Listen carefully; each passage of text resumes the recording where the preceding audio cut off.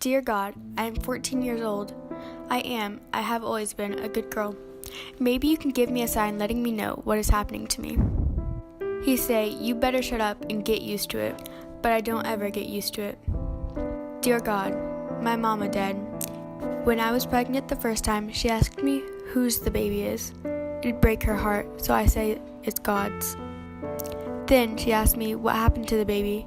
It'd break her heart, so I says God took it. Dear God, he took my other little baby, a boy this time, but I don't think he killed it. I think he sold it to a man and his wife over in Monticello. I see him looking at my little sister. She's scared, but I say I'll take care of you. Dear God, Mr. Blank come that evening. I'm in the bed crying. Mr. Blank say, well, sir, I sure hope you done change your mind. You know, my poor little ones sure could use a mother. Well, he say real slow, I can't let you have Nettie. She's too young. But I can't let you have Celie. She's the oldest anyway. She ought to marry first. Dear God, it took him the whole spring, from March to June, to make up his mind to take me. All I thought about was Nettie, how she could come to me if I marry him, and he'd be so love-struck with her I could figure out a way for us to run away. Dear God, Nettie's here with us. She ran away from home. He still like her. He say one night in bed, well, us done help Nettie all we can. Now she got to go. Where's she gonna go? I asked. I don't care, he say. I say right. She say nothing but death can keep me from it. She'd never write. Dear God, Shug Avery is coming to town. She come with her orchestra. Mr. Blank is going to hear her. He dress all up in front of the glass, looking at himself, then undress and dress all over again. Lord, I wants to go so bad. Not to dance, not to drink, not to play cards, not even to hear Shug Avery sing. I just be thankful to lay eyes on her. Dear God, Harpo, Mr. Blank's oldest son, say I love somebody, a girl. He bring her over to meet his daddy. Mr. Blank say, no need to think. I'm gonna let my boy marry you just 'cause you in the family way. Harpo went and brought Sophia and the baby home. They got married in Sophia's sister's house. She a big, strong girl. Dear God, Harpo wants to know what to do to make Sophia mind. He say, I tell her one thing, she do another. Never do what I say, always backtalk. Beat her, I say. Next time I see Harpo, his face a mess of bruises. Dear God, Shug Avery is sick, and nobody in this town wants to take the Queen Honeybee in. 5 days later, I look way off the road and see the wagon coming back. My heart began to beat like a flurry. Shug Avery, Harpo asked. She looks so stylish. It like trees all around the house draw themselves up tall for a better look. She looked me over from head to foot. Then she cackle. Sound like a death rattle. You sure is ugly, she say, like she ain't believed it. Dear God, I go visit Sophia. I'm getting tired of Harpo, she say. All he think about is how to make me mind. He don't want a wife, he want a dog. Sophia's sisters all big and strong like Amazons. They come early one morning in 2 wagons to pick Sophia up. Harpo sit on the steps acting like he don't care. Dear God, Sophia gone 6 months. Harpo act like a different man.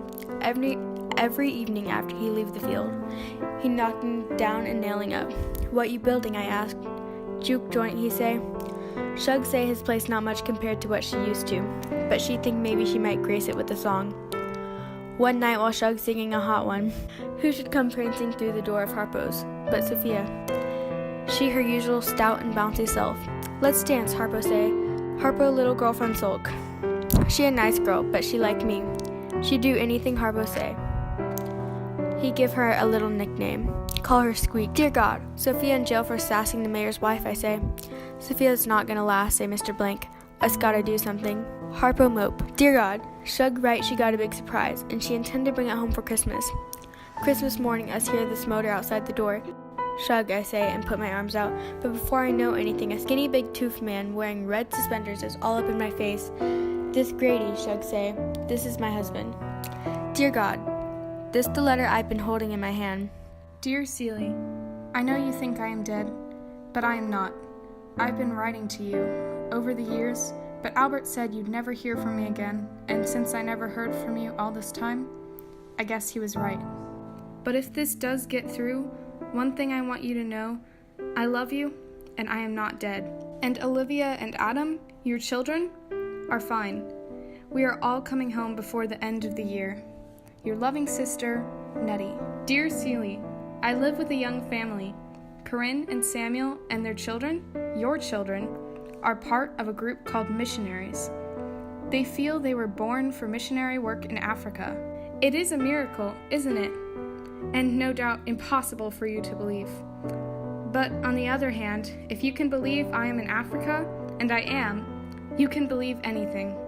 Your sister, Nettie. Dear Celie, Samuel and Corinne thought the children were mine. If they are not yours, he said, whose are they? Where did you get them? I asked. He told me about a farmer with a wife, a little girl, and a baby who opened a store, and the white merchants lynched him. The wife remarried, and that man gave them 2 children, Adam and Olivia. Celie, I pray with all my heart that you will get this letter, if none of the others. Pa is not our Pa. Your devoted sister, Nettie.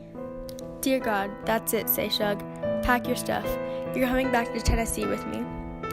Dear Nettie, I don't write to God no more. I write to you. God is inside of you and inside everyone else, say Shug. God ain't be a he or she, but an it. Well, let's talk and talk about God, but I'm still trying to chase that old white man out of my head. I've been so busy thinking about him, I never truly noticed nothing God make. Not a blade of corn. How it do that? Not the color purple. Nothing. Dear God, yesterday us all had dinner at Odessa's house. As soon as dinner over, Shug pushed back her chair and say, us leaving, and Celie coming with us. Say what? Mr. Blank asked. Over my dead body. What's wrong now? You a low-down dog is what's wrong, I say. It's time to leave you and enter into creation, and your dead body just welcome Matt I need. All the round table folks' mouths be dropping open.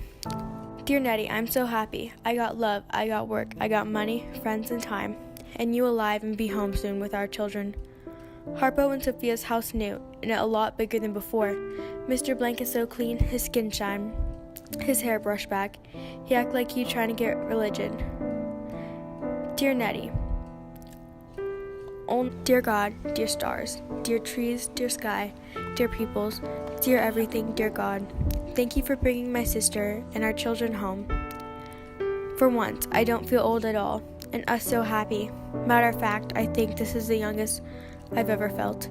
Amen.